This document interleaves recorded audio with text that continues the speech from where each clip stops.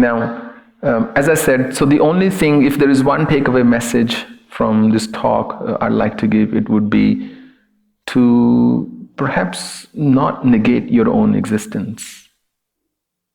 To realize that you don't always need somebody to make you feel that you are complete. At least give yourself a chance.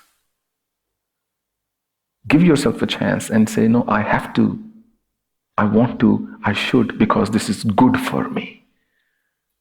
Don't be so afraid, don't be so scared that you won't even venture out and say, oh no, I don't want to board this boat because I don't know where the waves will take me.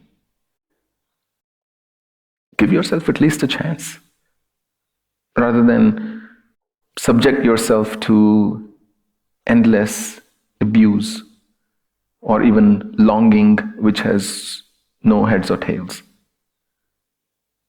And then see where life takes you. When you were born, you didn't have any plan. And nature worked out a plan for you. Things fell into place and you got parents, you got education and the rest of it. And somehow, from some moment you decided, no, now the things I'm blessed with, I am going to put them aside and I'm going to be subjected to somebody else's whims and fancies. It's not necessary. It's not required. I was once reading this. I don't know if I shared in one of the discourses or hearing.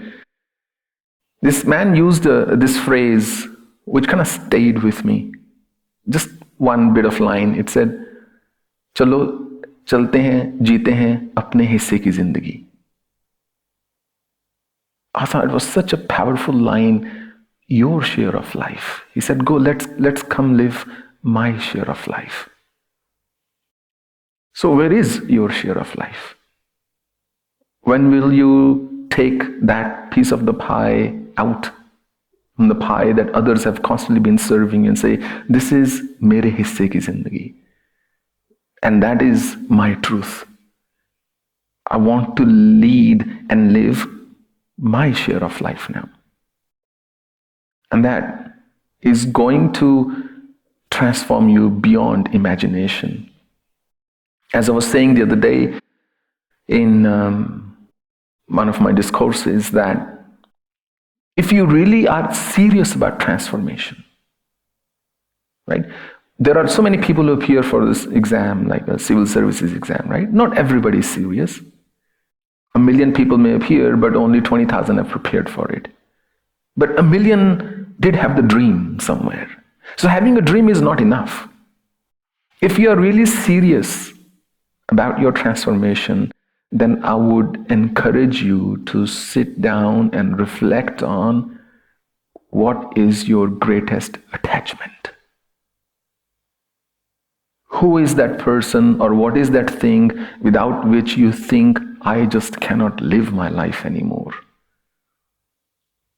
That, ladies, is your greatest strength of weakness. That is your greatest point of weakness, and that is also your source of strength at the moment. You just have to eliminate the weakness part of it. What would you do if that thing is taken away from you?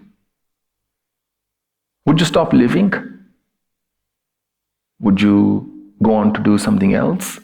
Would you take a chance and try something else? What's stopping you from living fully then? So learn to love yourself a bit more and go lead your share of life. It's not going to be worth it otherwise, let me tell you. You will always have these undercurrents of regret. They will constantly keep rocking your boat if you neglect yourself for too long, thinking this is good for the family, this is good for society, this is what people want. To hell with them. What do you want? What would you do with your life? And that is where liberation truly starts.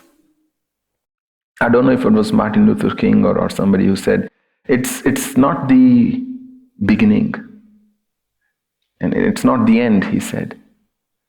It's not even the beginning. It is perhaps the end of the beginning. And that's my message for the day.